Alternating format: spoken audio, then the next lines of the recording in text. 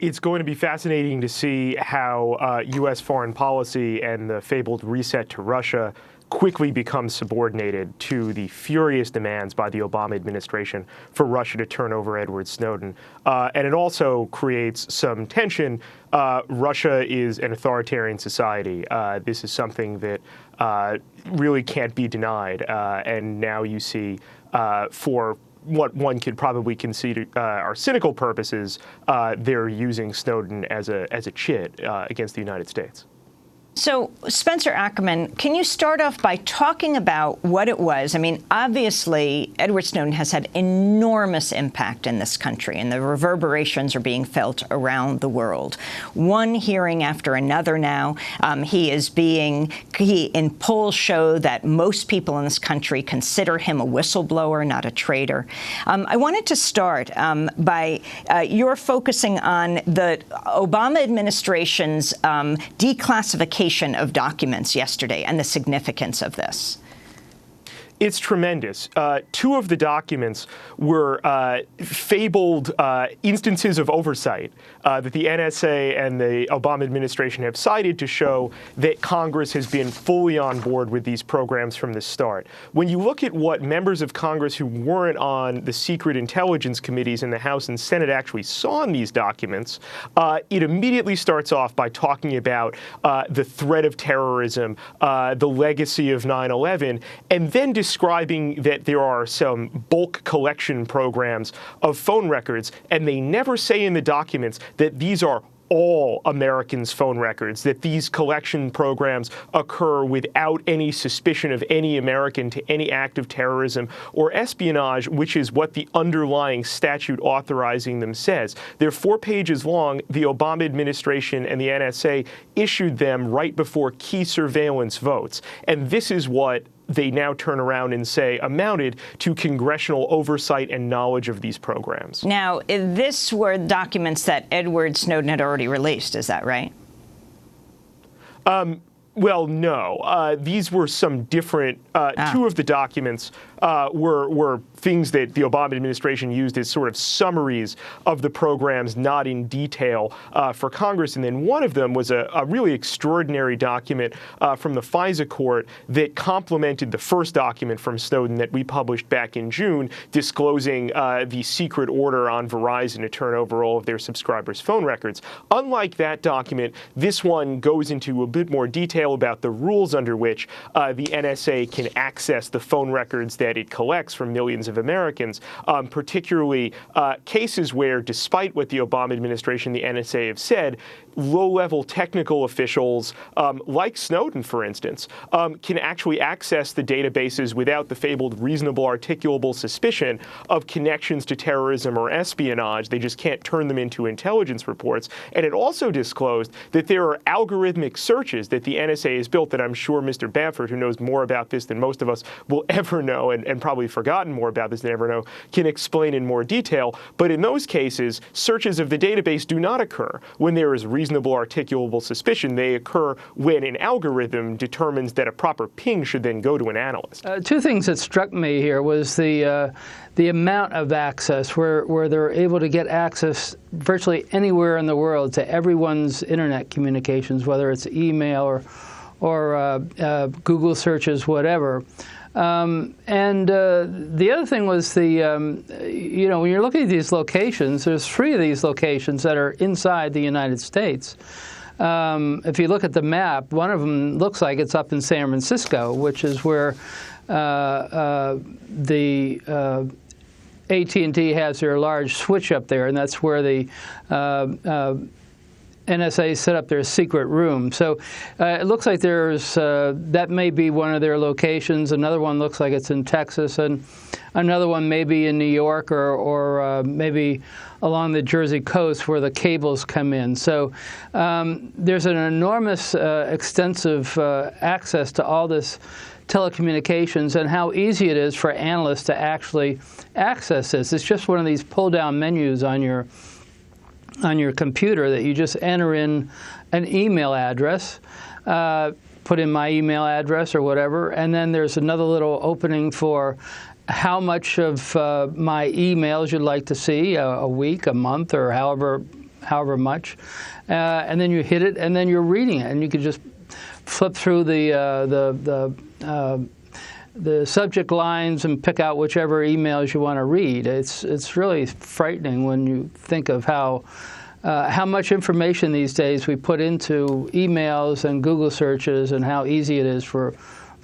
this agency to access it all without really much oversight at all. You know, so what Edward Snowden said famously, I sitting at my desk, you know, he worked for Booz Allen, a contractor for NSA. He said, I sitting at my desk certainly had the authorities to wiretap anyone from you or your accountant to a federal judge to even the president if I had a personal email. And the head of the House Intelligence Committee, Mike Rogers, immediately called him a liar, said that wasn't true.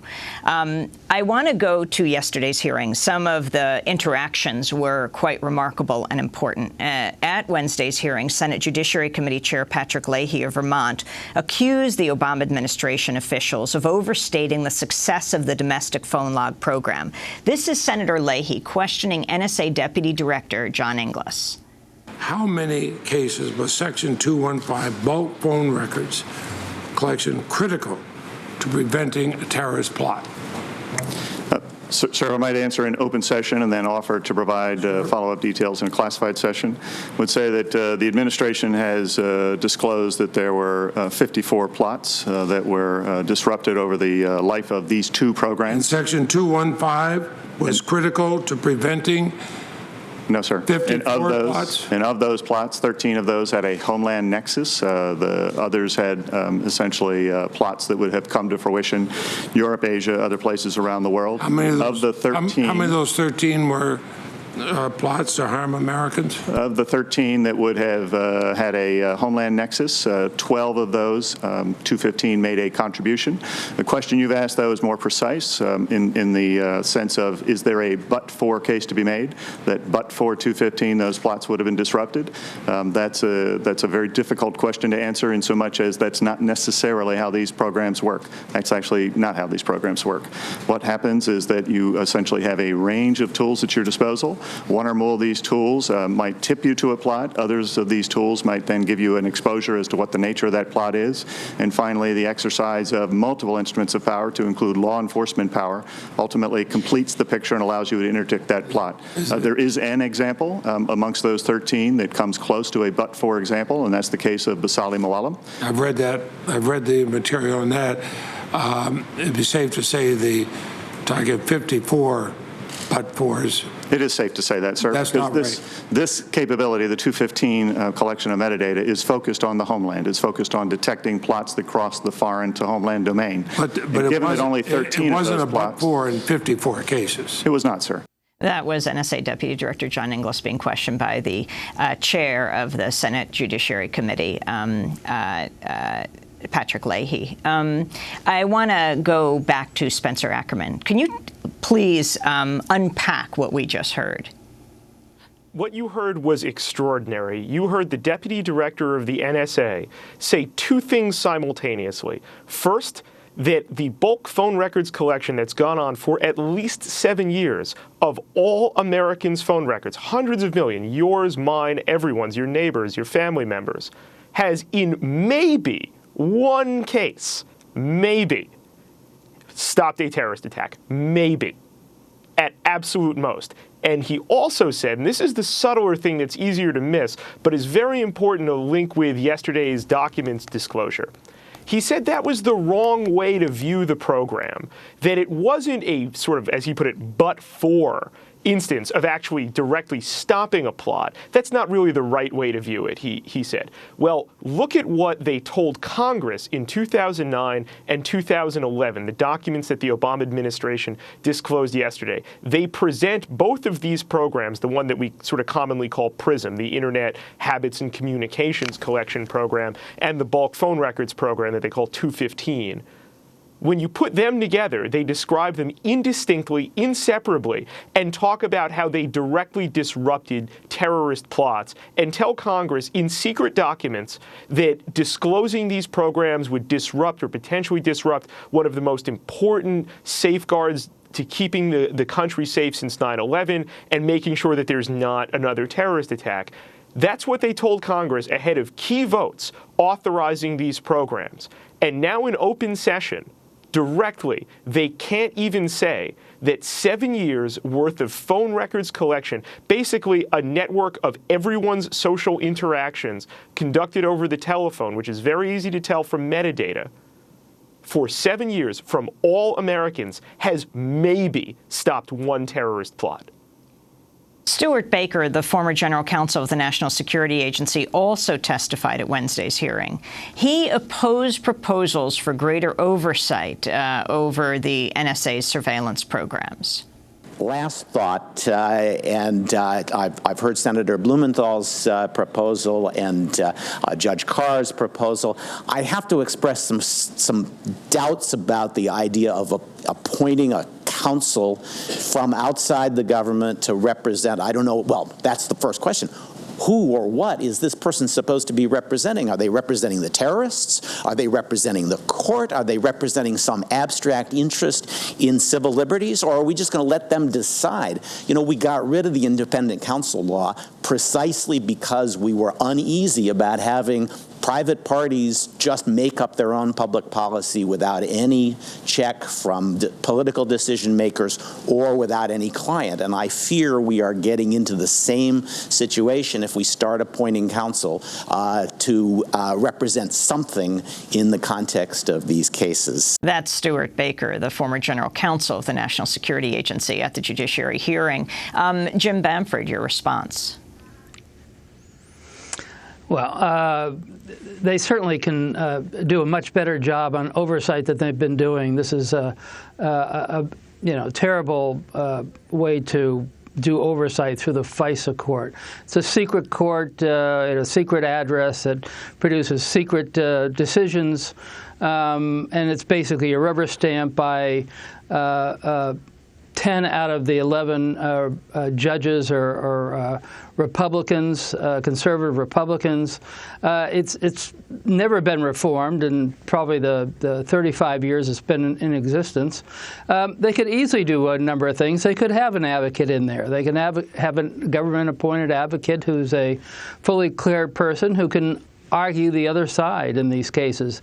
They can have judges that are appointed by not by one Chief Justice of the United States who may be politically oriented in terms of ideology. They could have a variety of judges appointed by the by federal appeals court judges. So there's a lot of things they can do, much more transparency in terms of what is released. And we can see by Spencer's discussion here about all the lying basically that goes on, and we have Clapper saying a complete lie in terms of what's in terms of surveillance, the fact that we weren't that the NSA was not doing any mass surveillance on American citizens. In my New York Review of Books article, I write about numerous times that Keith Alexander, the director of NSA, has gone out and said that his agency does no surveillance of Americans. And now we have the NSA coming out with all these... Give us a couple of examples where Keith Alexander... So you're saying Keith Alexander has repeatedly lied. Yeah, exactly. He's said this numerous times. If you just go back to a number of his speeches,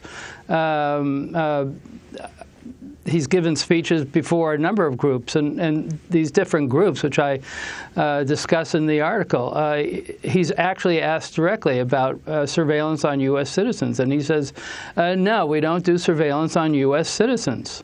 And, what about the telephone records? I mean, if that's not surveillance, I don't know what it is. So, and then you have, again, you have all this discussion here about 54 plots. The one plot that they actually have discussed was this subway plot in New York, where the information actually came from the British. They were the first ones to come up with the information, not the NSA. And the other one was this case where somebody in San Diego was detected sending $8,000 to a group in Somalia. I mean, that's their big cases here. So this is useless surveillance, and but you can tell how Congress eventually approves this by peeling away all these layers of deception.